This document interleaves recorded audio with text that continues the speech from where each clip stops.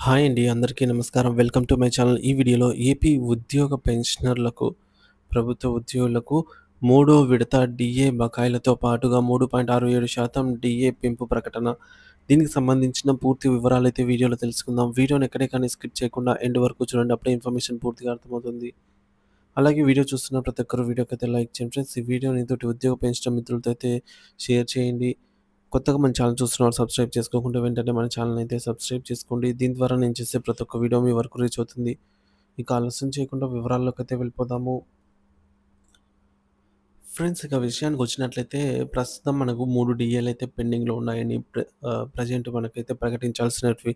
అవేంటంటే 2024లో జనవరి మరియు జూలై నెలలకు సంబంధించి, అలాగే 2025లో జనవరి డీఏలైతే పెండింగ్‌లో ఉన్నాయి. టోటల్‌గా 3 డీఏలు.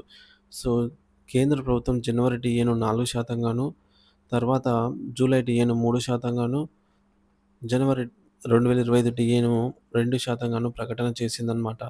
సో, ప్రస్తుతం ఏపీ ప్రభుత్వం జనవరి 2024 డీఏను, అంటే కేంద్రం 4% ప్రకటించిన డీఏ, రాష్ట్ర ప్రభుత్వం వాటా వచ్చేసి 3.64% అవుతుంది. సో, ఈ ప్రకటనతో పాటుగా DA arrears third instalment arrear amount కూడా విడుదల టేబుల్ అయితే విడుదల చేయడం జరిగిందనమాట. సో, ఆ వివరాలు ఇప్పుడు తెలుసుకుందాము. సో, ముఖ్యంగా ముందుగా చూసుకున్నట్టయితే ఇక్కడ ఇది నోటిఫికేషన్ అండి. ఇక్కడ మనం చూసుకోవచ్చు government of India, ministry of finance department expenditure అని చెప్పేసి. సో, జనవరి 2024 డీఏకి సంబంధించి కేంద్రము 4% ప్రకటించింది. So, which is effective from 1 January. So, దీనికి సంబంధించి మనకు ఈ డీఏ ప్రకటన చేయగా, సో, ప్రెజెంట్ మనం తీసుకుంటున్నటువంటి జూలై 2023 డీఏ 33.67% కాస్త 37.31%కి పెరుగుతుందనమాట. జనవరి 2024 డీఏతో. సో, ఈ మేరకు చూసుకున్నట్లయితే 19,000 బేసిక్ పే ఉన్న వారికి ప్రెజెంట్ తీసుకుంటున్నటువంటి రూ.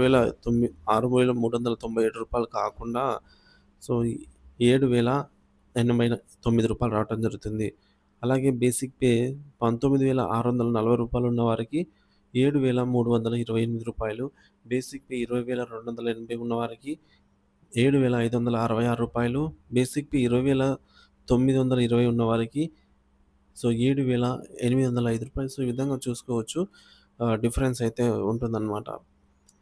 సో, మొత్తానికి 41,000 బేసిక్ పే ఉన్నవారికి 15,300 రావటం జరుగుతుందన్నమాట. 51,000 బేసిక్ పే ఉన్నవారికి దాదాపుగా రూ. 19,000 రావటం జరుగుతుంది. సో, బేసిక్ పే పెరిగే కొద్దీ ఈ డీఏ రేటు కూడా ఒక 3.64% అయితే పెరుగుతూ వస్తుందన్నమాట.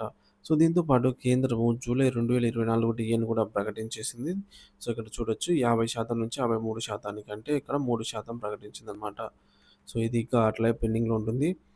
ఇక పక్క రాష్ట్రమైనటువంటి తమిళనాడు రాష్ట్రం కూడా జూలై డీఏ కూడా ప్రకటించేసిందన్నమాట.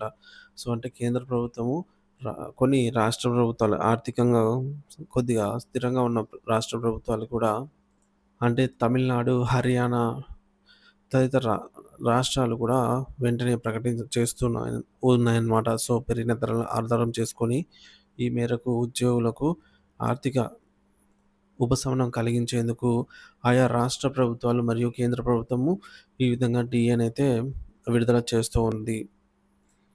సో, ఈ డీఏ ప్రకటనతో పాటుగా మనకు డీఏ అరియర్స్ కూడా రావాల్సి అయితే ఉందండి.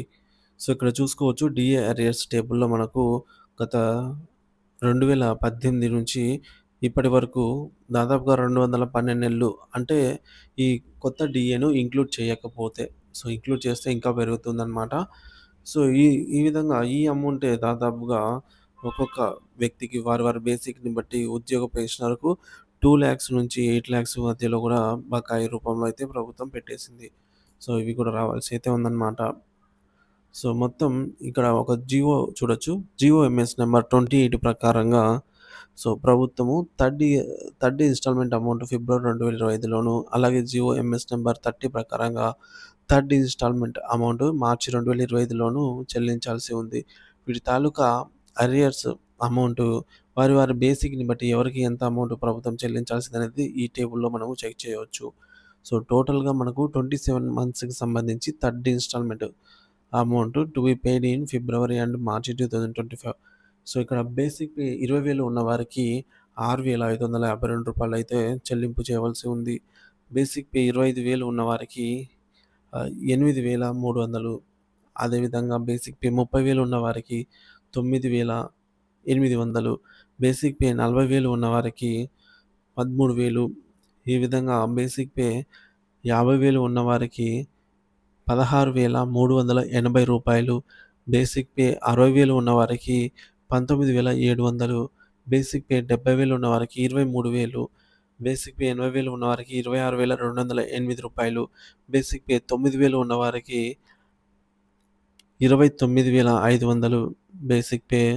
1,00,000 ఉన్నవారికి 32,800. ఈ విధంగా అయితే ప్రభుత్వము వారి బేసిక్‌ని బట్టి డీఏ, డీఆర్ అరియర్స్ రూపంలో చెల్లించాల్సి ఉంది.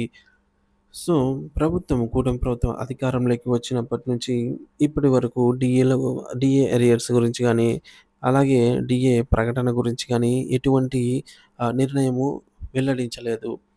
సో, కొత్తగా కూటమి ప్రభుత్వం ఏర్పడిన కొత్తలో ప్రభుత్వానికి కొద్దిగా టైం ఇవ్వాలి అని చెప్పి ఉద్యోగ పెన్షనర్లు ఈ విధంగా ఏం పెద్దగా పట్టించుకోలేదనమాట. అంటే ప్రభుత్వం కుదుట పడడానికి కొద్దిగా సమయాన్నిచ్చారు. కానీ కూటమి ప్రభుత్వం అధికారంలోకొచ్చి నేటికి దాదాపుగా 10 నెలలు పూర్తవుతున్న నేపథ్యంలో ఉద్యోగ పెన్షనర్లయితే మా ముఖ్యమైన డిమాండ్స్ డీఏ, పీఆర్సీ, ఐఆర్ కాబట్టి వీటిలో ఏవి కూడా కూటమి ప్రభుత్వం అధికారంలోకి వచ్చినప్పటి నుంచి ప్రకటించనే లేదు.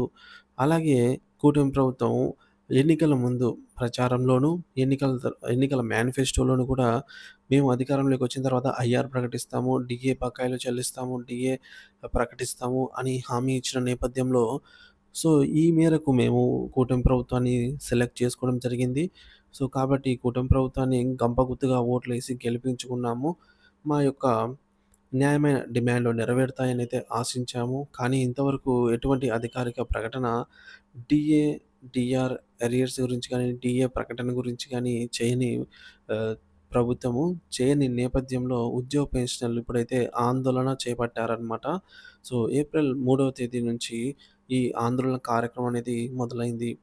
ముఖ్యంగా చూసుకున్నట్లయితే ఐఆర్ వెంటనే ఇస్తాము అని హామీ ఇచ్చిన నేపథ్యంలో 30% తగ్గకుండా ఐఆర్ ప్రకటించి, పీఆర్సీ కమిషన్‌ను వెంటనే నియమించి, ఈ యొక్క డీఏ బకాయిలు, అలాగే డీఏ ప్రకటన ఏదైతే ఉందో వెంటనే ప్రకటించాలి, సానుకూల నిర్ణయం తీసుకోవాలి అని జెప్పేసి, లేదంటే ఉద్యమాన్ని మరింత ఉధృతం చేసే ప్రయత్నం కూడా జరుగుతుంది అనైతే ఉద్యోగ పెన్షనర్లు హెచ్చరిస్తున్నారు.